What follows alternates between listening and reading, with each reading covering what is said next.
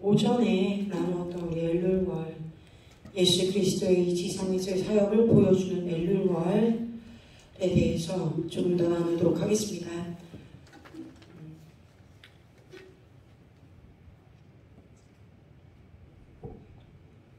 자, 다시 한번 상기해볼까요?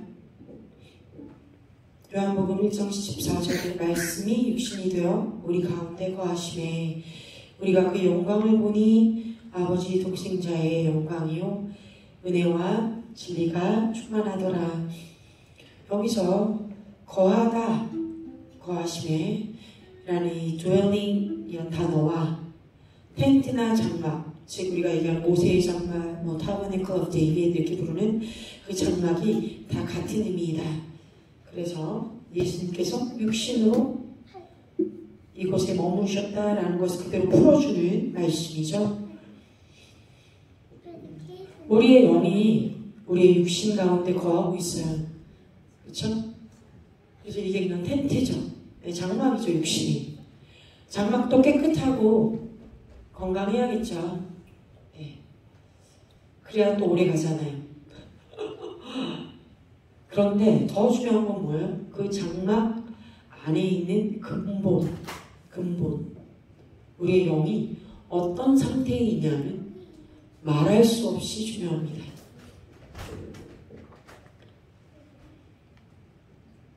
그런데 예수님께서요, 그 육신이라는 장막을 택하셔서 33년을 사람으로서 지내셨다라고 이미 우리가 알고 있습니다.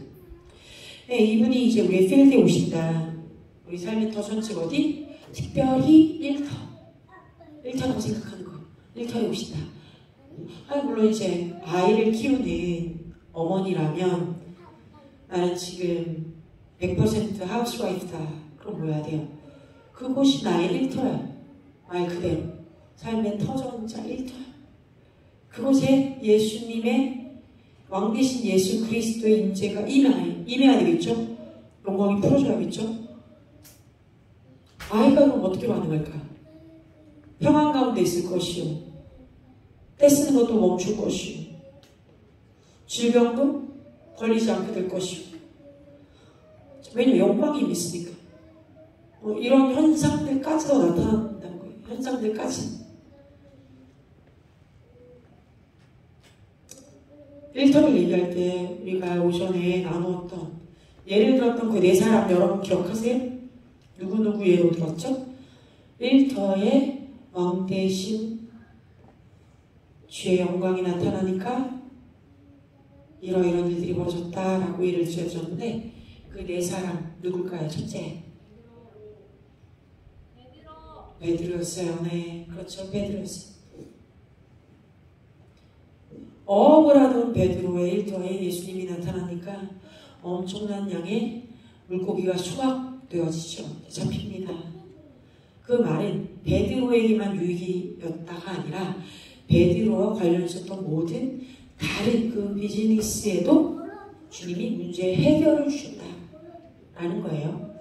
우리 성경을 읽을 때 너무 하나만 꽂혀서 읽다 보면은 아까도 얘기했지만 그림은 어떻게 그려요? 쪽배에 베드로와 베드로의 형제 정도가 두 명이서 막 열심히 뭔가 물질을 하고 그물을 던져보고 땅을 흘리고 기다렸는데 아무것도 없어 막 투덜투덜 거의 이런 모습으로 그리죠. 가스페 그 복음 4복음서를 영어화시킨 여러 다른 그 무비들을 봐도 그러니까 필름을 봐도 거의 그런 모습인 것 같아. 짱구나 쪽배 이렇게. 근데 정말 나는 그렇게 생각하네. 다시 말하지만 이전에 이 153, 153마리 153이라는 숫자와 그 숫자의 의미에 대해서 우리가 풀 때 여러분들이 충분 설명을 지었어요. 어떻게? 그물이 찢어지기까지 하면서 이 물고기를 셀 때 다른 배도 오라고 해서 도와달라고 했다. 그 말은 다른 배에 삭슬 온전히 내어줄 수, 하루 일당을 내어줄 수 있을 정도의 부가 있어야 그렇게 할 수 있다. 또 예수님이 너의 배를 빌려달라. 사람들에게 말씀을 전할 때 내가 너에게 나왔다. 네 배를 좀 타고 물길로 올라가서 말씀을 전하게 해달라. 이렇게 배를 빌릴 때도 어떻게 하는 거예요? 그냥 공짜로 이렇게 하는 게 아니에요. 충분히 그날 먹을 수 있는 값을 치른, 비즈니스에 합당한 값을 치러야 할 수 있는 거예요. 예수님의 문제의 해결을 분명히 주시는 분이에요. 당신이 나타나면 그냥 얼렁뚱땅 넘어가시는 분이 아니야. 그러면 이 예수 그리스도의 충만함, 이 왕의 충만함이 또 누구에게 있으셨다? 왕의 충만함, 왕의 영광이 또 성경에 어떤 인물에게 나타났어요? 두 번째, 요셉이죠? 예, 요셉입니다. 하인들이 자기를 돌봐주던 상황에서 자기가 노예가 되어서 보디바리 하우스에 또 감옥에 또 나중에는 이집트의 총리로 온전히 섬기는 역할을 한 사람이에요. 그렇죠? 총리로서의 다스림이 오기 전까지 뭐 했다? 계속해서 섬겼죠.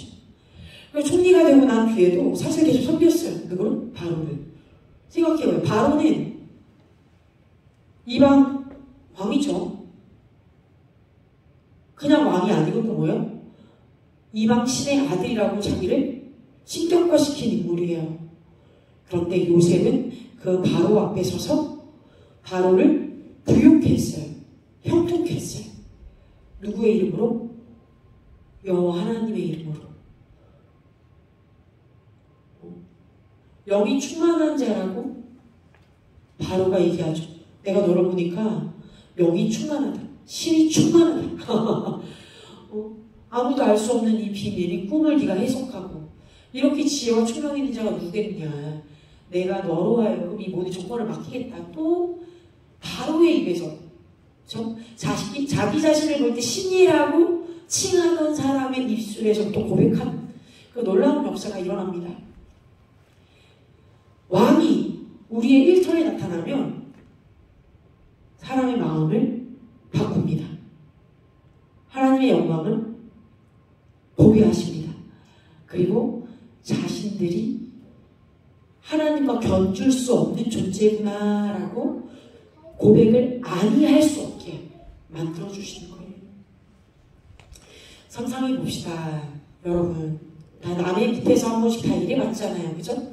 처음부터 내 자영업했던 사람들 아니죠. 어떤 마음을 가지고 거기서 일을 하세요? 어떤 마음을 가지고 거기서 일하셨어요? 그냥 오늘 하루 별일 없이 잘, 탈 없이 잘, 내가 사장님한테 까이지 않고, 눌리지 않고, 밟히지 않고, 조용히 잘 넘어가면 참 살 것 같다. 그렇게만 해도 내 마음이 좀 흡족하겠다. 하면서 보통은 직장을 다니나요?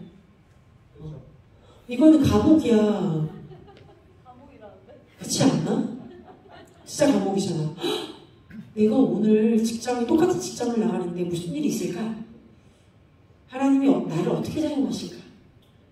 나를 누구에게 주님의 음성을 전하는 통로로 만들어주실까? 다 기대하면서 가야죠. 기대하면서. 사실은. 또 어떤 은총이 나를 통해서 오늘 임할 것이며 그것이 내 이 일터에 영향을 미쳐서 좋은 정말 성과를 거둘 수 있는 물꼬를 뚫어주실까 너무 궁금하다. 그게 기대가 된다. 사실 이런 기대치가 있어야 돼. 항상 날마다.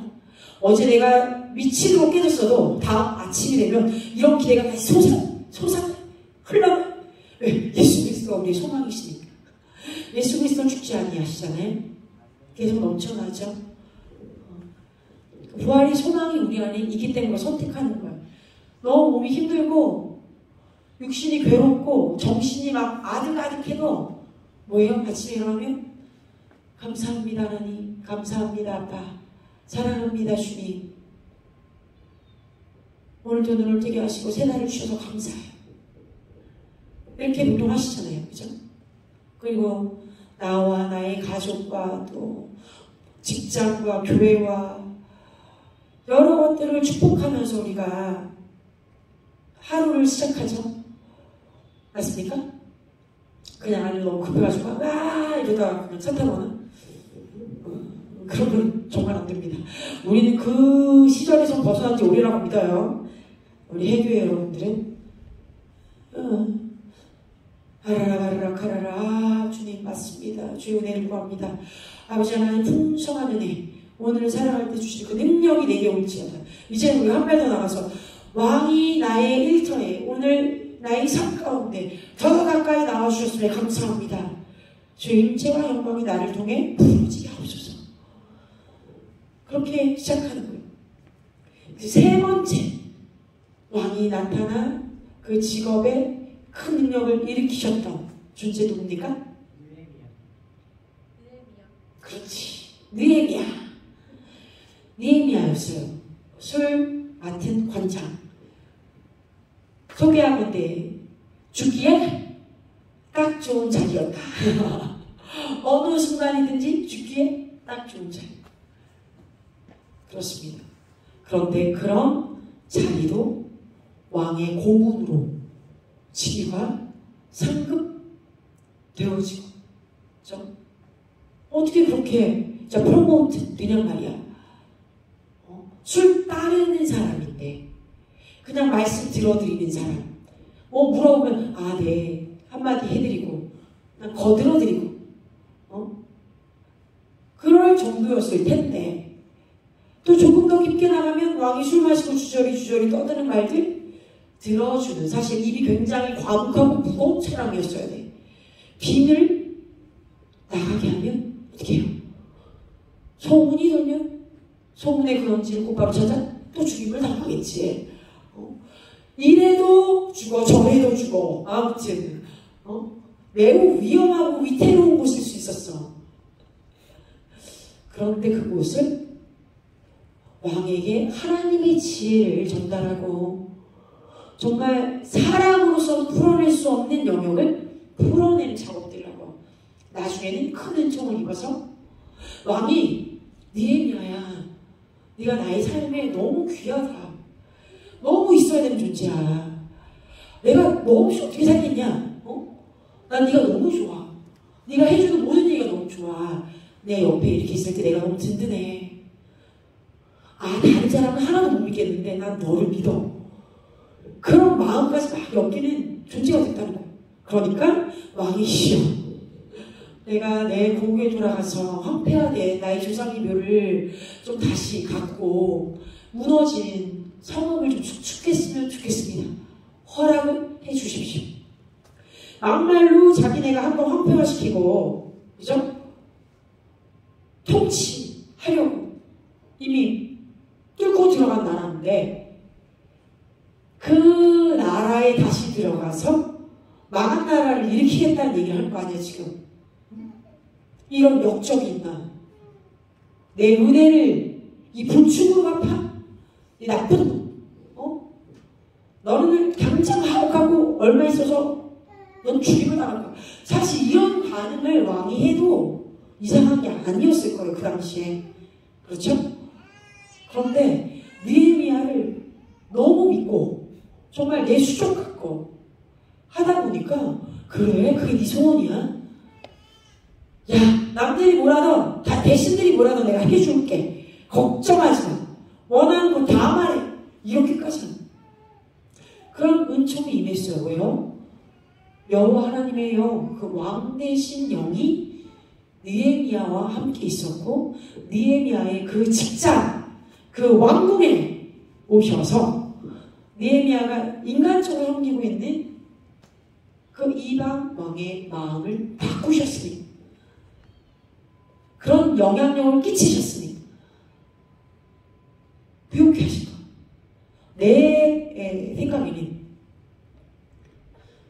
이런 말들이 많이 있진 않았지만 느헤미야가 그 술 맡은 관원장으로 그 왕 옆에 있을 때에는 왕이 아닥사스다가 스스로 생각할 때 내가 이 사람 때문에 마음이 너무 편하고 내 하는 일들이 다 잘 풀린다. 진짜 내가 너 때문에 형통함을 입었어. 나는 이미 남들이 부러워할 수밖에 없는 그런 존재이지만 다른 걸 다 떠나서 너라는 존재가 내 옆에 있어서 난 더 기쁘고 즐겁고 만족스러워. 이런 생각을 충분히 했을 거라고 사려요. 그렇게 주님이 함께 계실 때는 주변이 변하니까. 자, 이제 마지막 네 번째 누구였을까요? 솔로몬이요? 제가 솔로몬의 예는 아직 들지 않았습니다. 말을 했을 뿐이지. 그 왕이 임했을 때 그런 일이 있다. 그죠? 솔로몬의 재판에 대해서, 왕의 태태에 대해서 얘기한 거지. 다른 예. 누구였어? 마지막 인물. 영광전 도사님 누구였을까요? 마지막. 와, 다니엘이었잖아. 예. 데니오 영광 킴, what are you doing? 그죠? 당신과 같은 이름을 가진 우리 다니엘이요. 뛰어난 지혜와 계시를 가졌고, 그래요. 바벨론 왕 느부갓네살과 또 메대 왕 다리왕의 그 신하로서는 최고의 자리에 이미 오르고 또 오르고 또 오르고 찍은 자. 당대에 다니엘만큼 유명한 자가 없었을 것 같아, 나는. 아니, 어떻게 이 두 다른 나라에, 그쵸? 정확히는 이제 세 왕을 섬겼는데, 단 한 번도 쫓겨나가거나, 높은 자리에서 떨어지거나, 하옥되거나, 멀리 지방으로 작천되거나, 죽임을 당하지 않고, 계속해서 높은 자리에 있으면서 왕의 고문으로 시행을 받았을까? 그리고 그 부귀를 누렸을까? 물론 다니엘은 2번이나 죽음을 겪을 뻔했어요. 물론 우리 잘 아는 대목 중에 하나 뭐예요? 사자굴에 들어갔죠.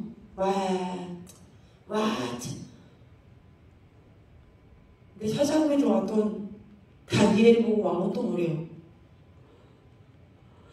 다니엘아, 너의 하나님이 너를 지키셨느냐? 아니, 너무 답답해가지고 막 왕이 집어넣고선 지가 집어넣고선 너무 답답한 거야. 어떻게든 얘가 살았으면 좋겠다라는 그 열망이 왕에게 가득했던 것 같아. 그러니까 신하를 시켜다가 야 가서 있는지 살았는지 한번 봐라. 이렇게 안 하고 지가 막 뛰어와가지고 사자굴 앞에서 다니엘이 막 진짜 왕이시여, 다니엘이 그 왕이시여 하는 소리에 진짜 왕이 어떻게 했을 것 같아, 너희는? 와, 살았구나, 그냥 이랬을 것 같아? 응? 아니, 이 정도면 진짜 말이 안 되지. 진짜 너희 하나님이 살아계시구나. 내가 잘못하면 되겠다. 정말 내가 잘못하면 되겠다. 살아 역사하는 그 놀라운 능력의 신이 있구나. 내가 너를 다시 본다. 정말 이렇게 돼야 되는 거 아니야? 어서 나오는 이렇게 해야 되는 거잖아, 진짜. 누가 다니엘 집어넣으라고 했어. 이것들 다 들어. 정말 이렇게 막 왕이 그랬어야지. 뭐예요? 우리의 일터에 왕이신 하나님이 그 임재와 영광을 가지고 나타나시면 위복 정도가 아니라 위복 맞죠? 위복뿐만 아니라 역전이 일어나요. 역전. 완전한 승리. 나의 원수들이 완전히 밟히고 황폐가 되고 죽음 앞에 있었던 나는 정말 주님의 전 앞에 높임을 받는 그 상태까지 딱 가야 돼. 우리가 지금 굉장히 쪼들리고 압박이 오고 힘들잖아. 그런데 이때 우리가 우리의 왕 앞에 엎드리면 어떻게 된다? 역전이 일어난다. 완전한 승리를 맛봐야 돼. 할렐루야. 그래서 오전에 얘기를 하다가 그냥 급하게 막 넘어갔던 그 부분들을 여러분이랑 실질적으로 나누기를 원합니다. 다시 말하면, 자, 하나님께서는 우리들을 요셉과 다니엘처럼 또 베드로와 요셉처럼 되라고 말씀하시는 거예요. 흥미로운 점은 느헤미야나 다니엘은 이방 왕, 즉 악한 왕의 바로 옆에서 최고의 권세를 사용하던 사람. 그런데 그 어디를 봐도 그들이 거만하게 굴었다라는 말이 한 군데도 없어요. 한 군데도. 얼마나 겸손을 겸비했을까 이들이. 그죠? 놀라운 사실인 것 같아. 이거랑 굉장히 대조되는 인물이 있어요. 성경에 하만이라는 인물이 있죠. 왕의 은총을 조금 은택을 입었더니 어떻게 됐어? 너무 교만해져서 자기가 왕 다음의 인물이 될 거라고 스스로 자만했어. 그러다 죽임을 당했죠. 우리에게 역사하신 하나님의 능력은 나만 잘 되는 게 아니라고요. 무엇이다? 나와 맞닿아 있는 모든 사람에게 형통을 가져다 주는 능력이다.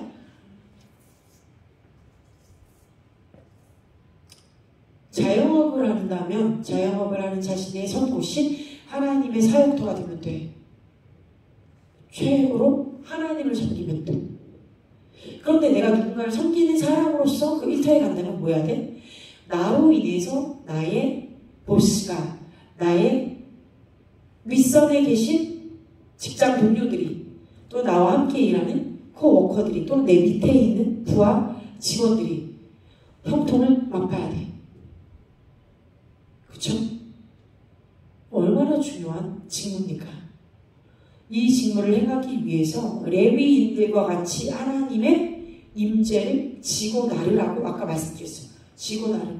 내가 내 삶의 일터에, 사역터에, 어느 곳에 가든지 나는 하나님의 영광을 안에 가지고 있을 뿐만 아니라 뭐하고 있는 거다? 실어 나르는 중이다. 실어 나르는 중. 항상 상기해야 돼. 아침에 일어나가지고 우리가 차를 끌고 나갈 때 뭐 하겠어요, 그러면? 언약궤를 매는 상상을 한번 해보세요. 그치, 언약궤를 매는 거야, 진짜. 언약궤를 매. 어떻게 맬까? 가방 차고 이렇게 돌릴 거야? 언약궤를 그렇게 맬 수 없지. 진짜 영차지, 영차.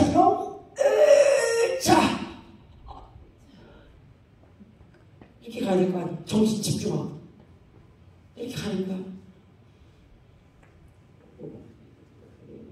보이지 않는 곳에는 우리가 천사들이 있고 함께 기도하는 중보자들이 각 내 귀퉁이를 각각 잡고 나와 함께 실어 나른다는 그런 상상을 하면서 나가는 거야. 오늘도 주님의 영광을 이곳에 짊어지고 제가 나아갑니다. 가는 곳에 주의 영광이 가득히하게 하시옵소서. 그분의 선하심, 이 놀라움을 우리 주변에 있는 모든 사람이 경험하기를 원합니다. 그렇게 우리를 통해 예수 그리스도가 흘러나가시기를 그 누구보다도 주님은 더 원하고 계세요.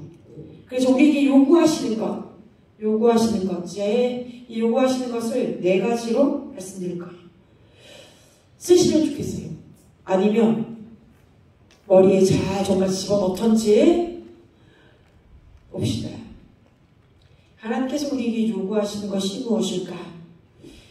내가 다니는 직장이나 내가 가고 있는 모든 곳곳마다 하나님이 나를 들어 자신이 왕으로서 통치하고 계시다는 것을 보여주시고자 할 때 우리에게 요구하시는 것 4가지. 첫째,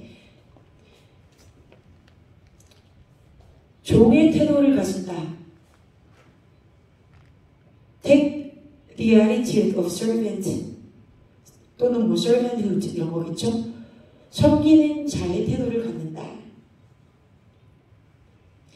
종의 형체는요, 여러분들도 다 아시다시피 빌립보서 2장 7절에 나온 것처럼 예수님께서 이 땅에서 가지셨던 태도예요. 예수님이 계셨던 그 당대에 부요했던 죄송합니다. 예수님께서 가지셨던 태도예요. 또한 아까 말씀드렸던 요셉처럼 당대에 부요했던 족장이 제일 사랑받는 아들이었음에도 불구하고 요셉이 아주 좋은 종으로, 선한 종으로 자신을 낮추어 보디발을 섬겼던 것처럼 마가복음 10장 43절 말씀처럼 누구든지 크고자 하는 자는 너희를 섬기는 자가 되고 누구든지 은팀이 되고자 하는 자는 모든 사람이 종이 되어야 한다라고 말씀하신 것을 지키게 되고 있어요. 크고자 하는 자, 섬기는 자가 되라. 으뜸이 되고자 하는 자, 모든 사람이 종이 되어라. 이런 거예요. 그러니까 우리가 오용을 당하고 남들한테 오용을 당하고 악용을 당해라 이렇게 얘기하는 게 아니죠. 지금 이건 우리가 선택한 거잖아요. 자원하는 마음으로. 내 안에는 이걸 나는 왕의 자녀입니다. 내가 가는 곳에 하나님의 임재와 왕권이 풀어집니다. 그런데 이것을 나타내기 위해서 하나님 앞에 하나님께서 나에게 요구하신 것들을 행하기 위한 내 자세는 종의 자세라는 거죠. 내가 누군가를 다스리고 지시하고 사용해 먹고 나를 따라와라. 이놈 새끼 왜 이렇게 말하는 이렇게 말하는 게 아니잖아 지금. 사장이어도 나는 다른 부하 직원들을 세워주고 섬겨주고 더 좋은 곳으로 갈 수 있도록 밀어주는 자가 되겠다는 헌신의 마음이 있어 그 회사가 잘 되겠지. 야 나는 보스니까 니네가 알아서 해. 이렇게 하면 회사는 잘 될 수 없어.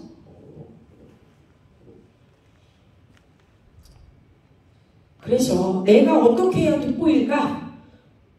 내가 어떻게 해야 정말 모든 사람들보다 더 뛰어나서 남들이 나를 높게 올까? 이런 생각을 하고 있는 게 아니야. 내가 어떻게 해야 저들의 필요를 채워줄 수 있고 어떤 부분을 섬겨줄 수 있을까? 그래서 저들에게 필요한 그 부분들이 채워질 수 있을까? 문제가 해결받을 수 있을까? 어떤 부분에 내가 더 헌신할 수 있을까? 그래서 다른 사람들이 할 수 없는 부분들을 내가 있어서 채워낼 수 있을까? 하는 거예요. 그리스도께서 지니셨던 그 종의 마음, 섬김의 마음이 우리에게 제일 요구되어집니다. 그럴 때 예수님이 우리의 이 필드에 나타나시는 거예요. 너는 나와 동일한 마음을 가졌구나 하실 테니까. 자, 두 번째는요. Seek to be a blessing. 축복이 되기를 구하라. 다 같이 볼게요.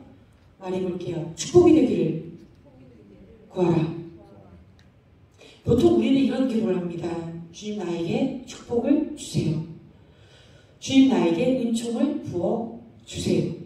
이렇게 많이들 기도하잖아요. 그렇죠? 그런데 이 엘룰월에 마이크 좀 주세요. 이 엘룰월에 우리가 가져야 하는 마음과 또 주님이 우리에게 요구하시는 두 번째는 무엇이다? 내 자신이 축복이 되기를 구한다. 성경의 축복은 누구라고 했어요?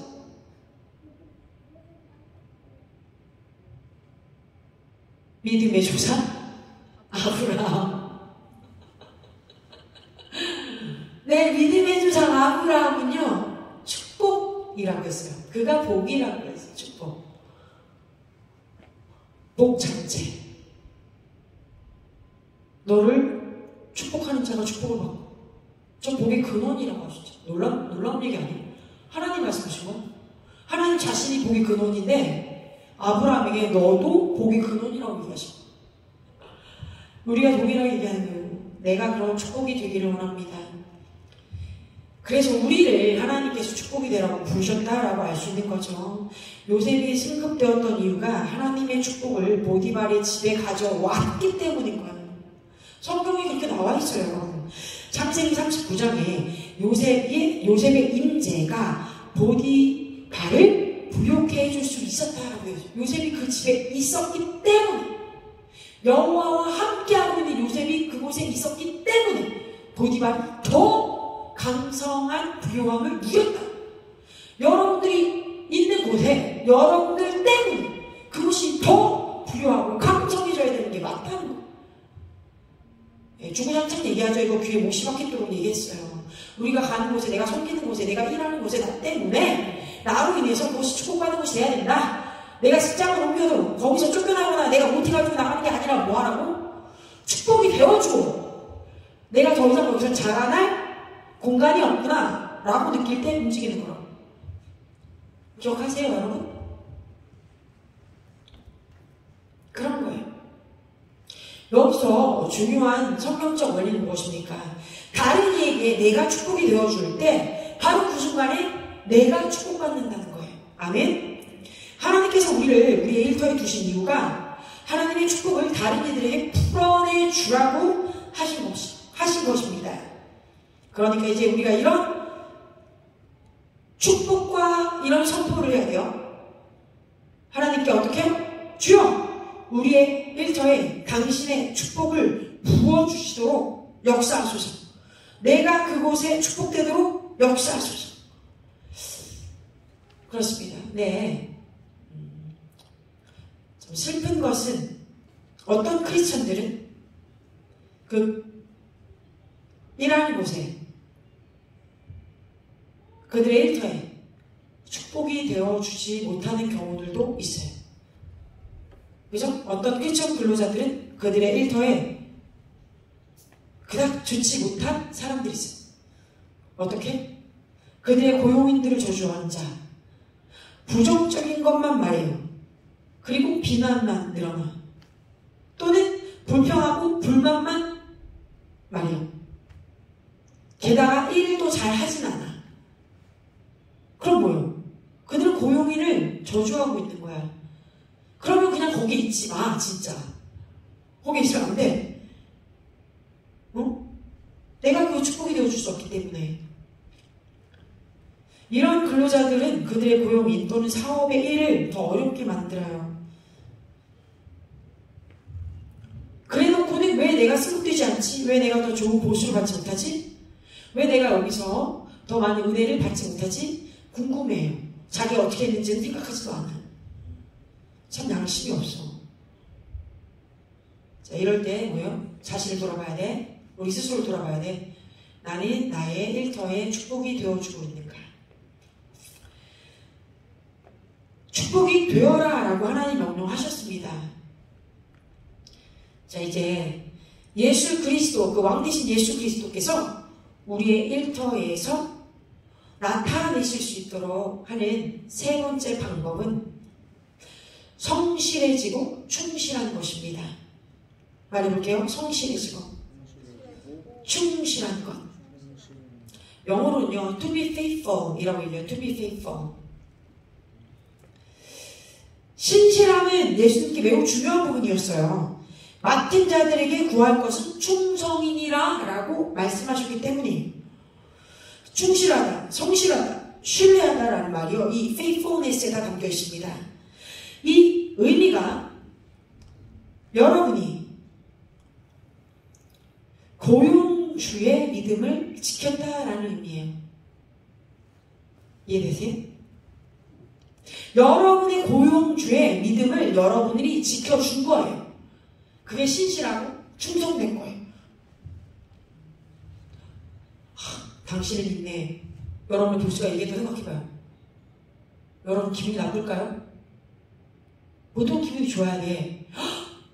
나를 믿으시는구나. 내가 이렇게 신뢰를 얻고 있구나. 좋아야 돼. 그죠? 물론 이런 경우는 있어요. 루디아 선생님 당신을 믿습니다. 이거 해주세요. 잘해내리라 믿습니다. 그래놓고는 쌩 어디로 가버렸어. 자기 할 일 하나도 안 하고 나한테 다 맡기고 갔어. 그리고 나한테 다 잘 해내래. 근데 지금 뭐하고 있는 거예요? 내가 이세벨의 영 아래에서 오용당하고 있는 거지? 매번 그런 거라면? 이런 예를 드는 게 아니죠. 뭘 얘기하는 거야? 당신은 내가 믿을 수 있는 사람이에요. 응? 과장, 부장은 못 믿겠는데 말단이어도 내가 당신을 보니 당신이 너무나도 성실하고 사람이 신실하고 정직해서 당신에게 뭘 맡기는 게 내 마음에 어려움이 없어. 그 당신이 믿음이 가. 신뢰가 그냥 가. 맡아주면 좋겠어. 네가 맡으면 내 마음이 너무 편해. 좀 실수할 수 있어. 괜찮아. 아무 문제 없어. 당신은 나에게 그런 사람. 이런 정도의 신뢰를 여러분들의 직장 상사한테 받고 있다고 생각해봐요. 여러분의 직장 동료한테 그런 신뢰를 받고 있다고 생각해봐요. 얼마나 놀랍겠어요. 물론 무게감을 느끼겠죠. 무게감을 느낄 거예요. 왠지 내 어깨가 무겁다. 할 수 있어요. 책임감이 느껴지니까. 그러나 그런 피드백이 온다는 건 정말 여러분들이 그것에 충성했다는 얘기입니다. 직장에 취직했을 때 내가 하도록 주어져 있는 그 잡 디스크립션, 일 자체를 잘 해내고 있다는 얘기예요. 주님이 그것을 원하십니다. 뭐 처음부터 다 그렇게 할 수 없겠죠. 그러나 그렇게 할 수 있는 요인들이 있어요. 나중에 말씀드릴 거예요. 자, 그리스도인들, 즉 우리에게는요, 충성되고 신실하다는 것이 예수님께 중요한 것입니다. 뛰어나게 잘해라는 일단 그 다음 문제예요. 이것도 요해죠. 이것이 중요해요. 그런데 바로 그 전에 임하는 것은 무엇이다? 내가 마음을 다해 신실하다. 하나님께서 우리가 얼마나 좋은 능력을 가지고 있는지가 아니라 먼저 우리에게 주신 것들을 우리가 얼마나 충성되게 하고 있느냐에 포커스를 맞추세요. 이런 말씀 있잖아요. 잘하였다. 적은 것에 충성되었다. 너는 착하고 충성된 종이다. 내가 너에게 5달란트를 맡겼는데 이젠 10달란트를 줄게. 내가 너에게 2달란트를 맡겼는데 이제는 4달란트를 줄게. 이렇게 말씀하시잖아요. 착하고 충성된 종에게. 왜요? 우리를 구경꾼으로 부르신 것이 아니라 오직 충성된 자들로 부르셔서 적은 일에 먼저 충성하여 어떠한 모습을 보였는지를 보았을 때 하나님이 더 많은 것을 우리에게 맡기시고 우리의 주인 대신 그분의 즐거움에 참여할 수 있도록 승급을 시켜주시는 상급을 주시겠다라고 약속했어요. 마태복음 25장 21절의 약속입니다. 너의 주인의 기쁨에 참여하라. 왜? 승급되고 나니까 그래요. 주인의 기쁨에 참여하라. 바깥에서 머물러 있는 게 아니야. 이제 더 깊이 들어와. 나랑 같은 식탁에서 먹고 마시자. 얘기하는 거예요. 신분의 상승을 얘기하는 거예요.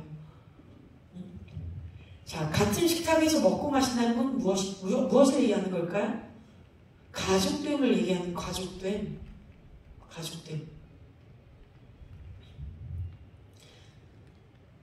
따라서 예수 그리스도를 우리 삶의 터전, 일터, 가정, 사역 등등 모든 곳에 나타내면은 종되어짐, 축복되어짐, 그리고 충성됨이 포함됩니다. 자, 이제 4번째. 마지막으로 우리는 예수 그리스도를 우리의 일터로 모시기 위해서 2가지를 더 주님께 구해야 돼요. 하나님께 지혜를 구하여야 합니다. 같이 얘기해 볼게요. 하나님께 지혜를 구하라. 지혜란 무엇일까? 문제를 푸는 초자연적인 통찰력을 의미합니다. 데이빗 네일 목사님한테 굉장히 많이 들었죠, 우리. 다시 해볼까요? What is wisdom? 위성이 무엇이냐? 이 땅에 우리가 직면하고 있는 문제를 푸는 초자연적인 인사이트를 얘기한다 했어요. 여러 선택사항이 있어요. 그런데 그 중에 최고의 것을 선택해낼 수 있는 능력이 위성이에요. 지혜는 그런 거야. 또한 지혜란 무엇입니까? 다른 사람들로는 알아낼 수 없는 옵션을 찾아내는 거야. 그거 내 눈에 보여. 그게 지혜야. 어떻게 그런 선택을 할 수가 있어? 어떻게 그런 걸 찾아냈어? 어떻게 그런 생각을 할 수 있어?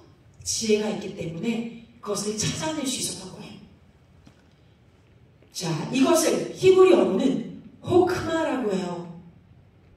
여기서부터 여러분들에게 더 중요한 내용이에요. 그래서 오늘 나누려고 했던 거야. 다 같이 얘기해볼게요. 호크마. 호크마 많이 들어봤죠? 신학생들은 호크마를 모를 수가 없어. 또 호크마 주석질 그런 게 있거든.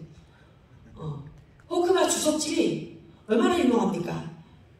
이 호크마의 의미가 무엇이냐? 하나님의 풍성한 생명이 우리 안에 머물면서 하나님의 말씀대로 살아가게 하는 실체. 다시 말씀드릴게요. 호크마. 하나님의 풍성한 생명이 우리 안에 머물면서 하나님의 말씀대로 살아가게 하는 실체. 즉 하나님의 생명의 말씀이 내 안에서 깊이 흘러 넘칠 때 삶 가운데, 그 일터 가운데 가득하게 되는 현명함을 의미해요. 사람의 노력이 아닌 예수 그리스도의 생명력으로만 되는 것. 예수 그리스도가 하나님의 지혜이시며 말씀이시잖아요. 그런데 그 호크마가 호크마가 내 안에서 충만하게 넘쳐나는 거야. 자, 그래서 이런 이 호크마, 이 지혜를 우리가 말할 때 이 단어는요, 그냥 지혜가 아니라 특별히 creative skill이라고 얘기합니다. 창조적인 기술, 창조적인 능력. 우리가 이 창의성, 독창성, 창조적인 능력을 우리에게 주셔서 얼마나 많이 얘기해. 이 창조적인 능력을 우리 안에서 풀어줘야 합니다. 창의력이 풀어줘야 합니다. 얼마나 많이 얘기합니까? 그런데 그 단어가 바로 호크마인 거예요. 성경에 이 호크마라는 단어를 사용한 첫 번째 인물, 여러분 기억하세요? 예전에 이것을 제가 여러분들에게 영상을 나눈 적이 있습니다. 호인이가 굉장히 은혜를 받았던 것으로 기억을 하는데 무엇이었을까? 호크마라고 하는 단어를 사용한 첫 번째 인물은 부살렐입니다. 부살렐. 출애굽기 31장 2절에서 5절에 있죠. 기억나세요 이제? 기억나세요? 내가 유다 지파 훌의 손자요 우리의 아들인 부살렐을 지명하여 부르고 하나님의 영을 그에게 충만하게 하여 지혜와 총명과 지식과 여러 가지 재주로 정교한 일을 연구하여 금과 은과 노스로 만들게 하고 보석을 깎아 물리며 여러 가지 기술로 나무를 새겨 만들게 하리라. 이제 이 장면이 다 기억나시죠 여러분? 그때 하나님이 이 크리에이티브 스킬을 부살렐에게 넣어주셨어요. 장인을 말해요. 크래프트맨, 장인. 마스터이라고 얘기했어요. 강대의 마스터, 한 가지를 할 때 마스터.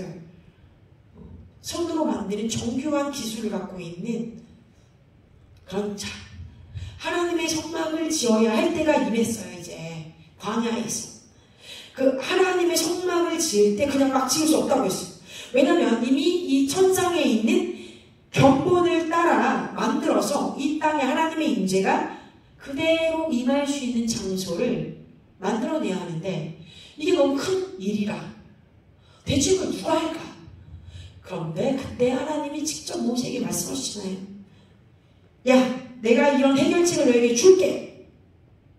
할 수 있는 자가 있다. 부살렐을 불러와. 나의 영을 그에게 충만하게 하겠다. 자, 여러분, 하나님의 영으로 충만하게 부살렐에게 부어졌을 때 생각해 보세요. 우리 보통 하나님의 영이 우리에게 충만하게 부어지면 어떤 일들이 벌어진다고 생각해요? 성령의 침례가 이루어지는 장면인 거예요. 성령의 세례가 임하면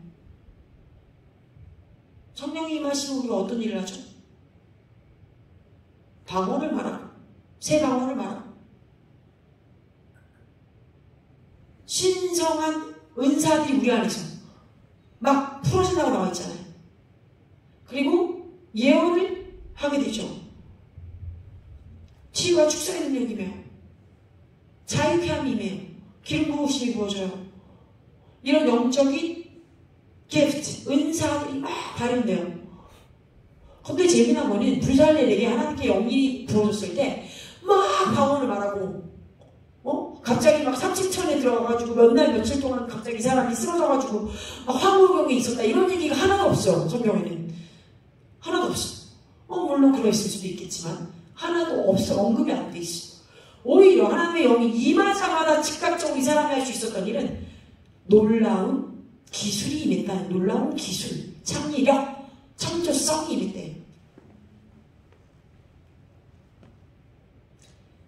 이 호크마라고 하는 지혜와 기술이 부어졌어요. 가공되지 않은 원형 그대로 그 나의 것을 가져가다가 자신에게 주어진 하나님의 생명을 불어넣어서 정교하게 서로를 조합하고 엮고 아름답고 조화롭게 만들어내는 지혜가 호크마. 근데 이 지혜는 무엇과 동의어예요? 또는 누구와 동의어죠? 예수 그리스도. 예수 그리스도가 지혜시잖아. 예수 그리스도와 우리가 동행할 때 우리가 직면한 모든 장애물을 뛰어넘고 성공하며 이 땅에서의 데스티니를 이룰 수밖에 없어. 그래서 우리에게 지금 필요한 것이 무엇이다? 호크마! 다 같이 호크마! 창조적인 기술, 독창성, 창의력, 우리에게 그 지혜를 주셔서 해야 되는 것입니다. 아멘? 자, 이것과 동일하게 이 5번째 이 지혜 호크마에서 조금 더 레이어를 하나 더 벗겨서 창조성과 독창력을 구할 거예요. 이것은 무엇이냐? 크리에이티비티라는 게 크리에이티비티. 아까의 지혜는 생명을 불어넣어서 이것을 어떻게 만들어낼 것인가 하는 그런 지혜였고, 이제는 창조성과 독창력 자체를 구합니다. 만일 하나님의 창조성 이것을 우리 삶에서 풀어낼 수 있다면 우리가 어디를 가든지 어디에서 있든지 무엇을 하든지 형통할 수밖에 없어요. 형통, 부유할 수밖에 없어요. 따라서 어떤 일터에서 어떠한 문제가 내 앞에 닥치든지 그것이 나의 성공을 막고 있는 것이든 이 장벽들이 무너질 수밖에 없게 됩니다. 아멘. 하나님께서는요, 우리가 당신의 자녀요, 백성들이기 때문에 성경에 말씀하셨어요. 꼬리가 되지 아니하고 머리가 되라. 다 같이 얘기해 볼게요. 나는 꼬리가 되지 아니하고 머리가 된다. 나는 꼬리가 아니고 머리이다.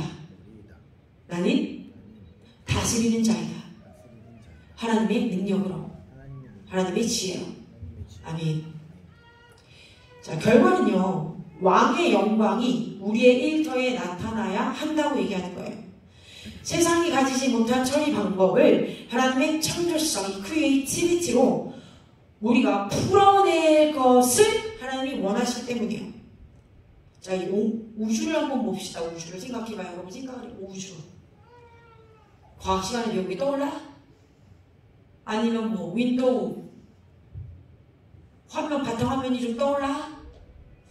우주가 막 광활하게 펼쳐지면 이런 게 떠올라요, 여러분? 그 안에 진짜 어마어마하게 많은, 우리가 다 셀 수 없는, 이 공을 붙여도 모자라는 수의 별들이 있다잖아요. 근데 단 하나의 별도 똑같은 모양이 없다고 하죠. 이 땅에 있는 70억이 넘는 인구에 단 한 생명도 똑같은 DNA를 갖지 않았다고 되어 있어요. 그죠? 고유 번호가 다 있다고요. 하다못해 쌍둥이조차도 DNA가 동일하지 않아요. 아무리 그들이 일란성, identical twins라도 DNA는 다르다고 나와요. 그것이 하나님의 독창성이에요. 우리는요, 같은 걸 잘 카피해요. 비슷해 보이는 걸 자꾸 카피해요. 그리고 거기서 조금 발전시켜도 와 놀라워해. 근데 하나님 아예 이렇게 같을 수 없는 것들을 너무나도 많이 만들어낼 수 있는 창조주 하나님이시네요. 이것뿐만 아닙니다, 여러분. 하나님의 창조성이고 이 해결 방법에 정말 독특하고 정말 특이한 게 있어요. 예수 그리스도의 희생과 부활입니다. 이 땅의 그 어떤 거짓 신도 예수 그리스도의 죽음과 부활을 흉내낼 수 없어요. 이런 종교라고 불리울 수 있는 것들이 하나도 없어요. 우리를 카피할 수 있는 그 어떤 것도 없어요. 왜? 예수 그리스도가 신이었던 그가 인간으로서 자신을 내어주고 죽고 다시 살아 우리에게 돌아오시겠다고 하는 이 진리를 그대로 나타낸 것은 이 땅에 우리 말은 없기 때문에 참 주님은 독창적인 해결 방법을 제시해 주셨어요. 이와 같이 이번 달에는요, 하나님께서 하나님의 영광을 가지고 우리 삶의 터전에 특별히 우리의 일터에 가까이 나아오셔서 자신의 장막을 펴시고 세우시는 달이라고 계속해서 말씀드립니다. 그러니까 우리는 더욱 하나님께 가까이 나아가야겠죠. 또 그분이 우리 안에 우리를 통하여 하나님 당신의 영광과 아름다움, 그분의 선하심을 우리를 통해 드러내 주시도록 우리의 모든 마음과 생각을 비우고 내어드리는 것이 관건입니다. 이렇게 하나님의 영광 우리의 일터에 우리가 케어의 힘인 그분을 짊어지고 들어가야 합니다. 그렇게 모셔드리는 거예요. 다시 한번 종으로서 축복으로서 충성됨으로 그분의 지혜를 받고 그분의 창조성을 펼쳐내어 왕의 영광이 우리의 필드에 나타나 왕의 영광을 세우시도록 왕께서 나를 입으시도록 왕의 사랑과 신실함이 우리 주변에 있는 모든 이에게까지 나타나 보여지도록 완전히 주님께 순복되어지는 달이 되기를 우리 주 예수와의 이름으로 여러분께 축원합니다. 아멘. 마지막으로 함께 소리 질러 봅시다. 함께 소리 지르고 마칠 거야. 크게 합니다. 왕이 오셨다. 왕이 오셨다. 아유, 소리가 다 날아가네. 정신들을 차리고 피곤할지라도 왕이 오셨다. 왕이 오셨다.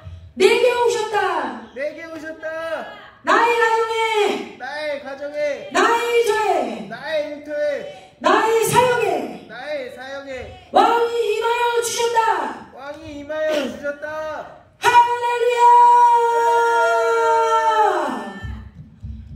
주님을 찬양합니다.